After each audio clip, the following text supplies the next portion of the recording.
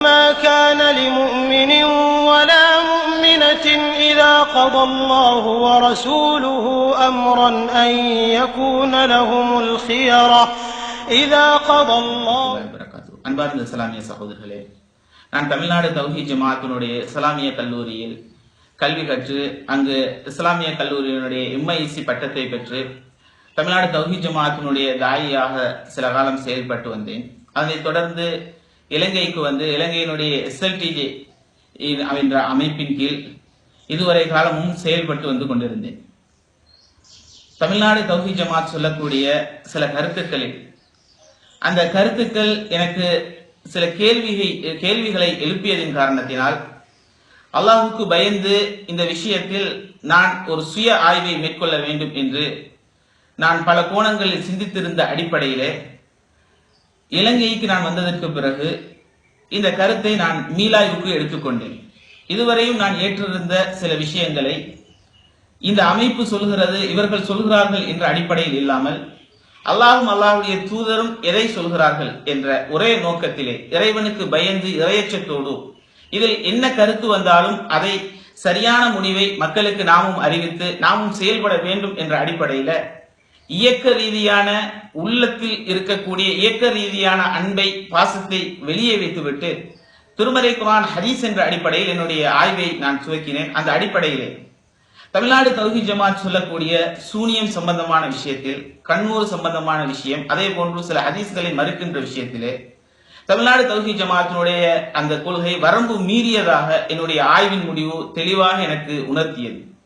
உலகத்தில் இருக்கக்கூடிய எல்லா மக்களையும் முஸ்லிம்களாக இருந்து கொண்டு திருமறை குர்ஆனில் அல்லாஹ் சொல்லக்கூடிய கணவன் மனைவிக்கு மத்தியிலே சூனியத்தின் மூலம் அல்லாஹ் நாடினால் பாதிப்பை ஏற்படுத்த முடியும் என்று சொல்லக்கூடிய அந்த அடிப்படையை யாரெல்லாம் சொல்கிறார்களோ இவர்கள் எல்லாம் தமிழ்நாடு தௌஹீத் ஜமாஅத்தினுடைய இந்த சூனிய சம்பந்தமான உரைகளை அல்லது பேச்சுக்களை கேட்டதற்கு பிறகு கூறுவார்களாக இருந்தால் இவர்கள் முஷ்ரிக்கீன்கள், இவர்களுக்கு பின்னால் சொல்ல முடியாது என்ற ஒரு ஃபத்வாவை வெளியிட்டதை நாம் பார்க்கின்றோம்.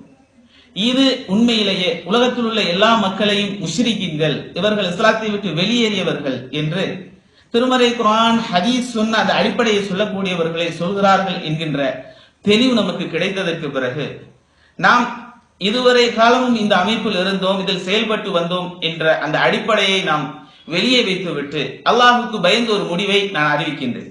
அன்பார்ந்த இஸ்லாமிய சகோதரர்களே, இதுவரை காலமும் நான் தமிழ்நாடு தௌஹீத் ஜமாஅத்தினுடைய தாயியாகவும் TNTJ அதே போன்ற SLTJ தாயியாக செயல்பட்டு வந்தேன். இன்றிலிருந்து இந்த அமைப்புகளில் இருந்து முற்று முழுவதுமாக நான் விலகிக் கொள்கிறேன்.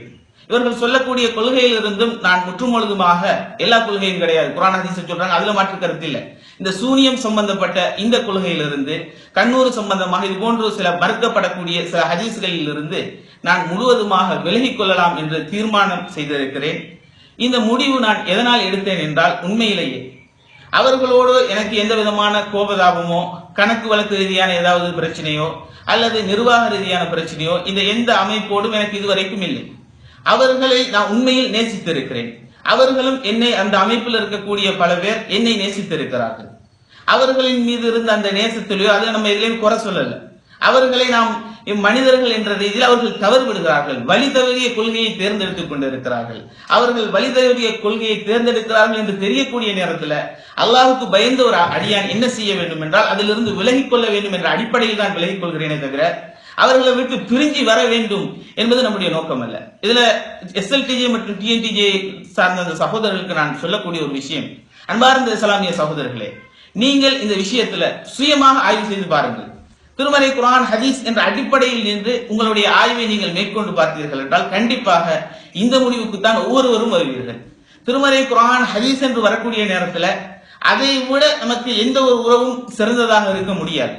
அவர்களை விட, இஸ்லாமிய கொள்கையை விட நாம் எவ்வளவு நேசித்தவர்களாக இருந்தாலும் அவர்கள் நமக்கு முக்கியமானவர்கள் கிடையாது, உண்மையாக இஸ்லாத்தை நேசிப்பவர்களுக்கு. அந்த அடிப்படையில் தான் நாம் இந்த முடிவை எடுத்திருக்கிறோம். இது அவர்களை நாம் விமர்சிப்பதற்கோ அவர்களுக்கு எதிராக கருத்து சொல்வதற்காக உலகத்தில் ஏதோ எதிர்பார்த்து நாம் இந்த முடிவை எடுக்கவில்லை. முற்று முழுவதுமாக அல்லாஹுக்கு அடிபணிந்து அல்லாஹுக்கு பயந்து இதனை எச்சத்தோடு எடுக்கப்பட்ட முடிவு. இதை நான் மக்களுக்கு சொல்வதனுடைய நோக்கம் என்னவென்றால், இந்த கருத்தில் இருக்கக்கூடிய சகோதரர்கள் இதை விட்டு விலகி சரியான கொள்கைக்கு வர வேண்டும் என்ற ஒரு நல்ல நோக்கில் தான் இதை சொல்கிறேன்.